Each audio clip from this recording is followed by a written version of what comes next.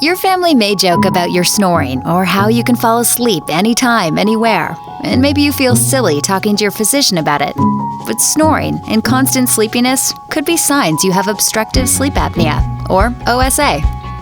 If you snore, choke, or gasp in your sleep, wake up frequently at night to go to the bathroom, feel unrefreshed in the morning and tired throughout the day, suffer from morning headaches, or have difficulty focusing and remembering things, talk to your physician about OSA and ask if oral appliance therapy is right for you.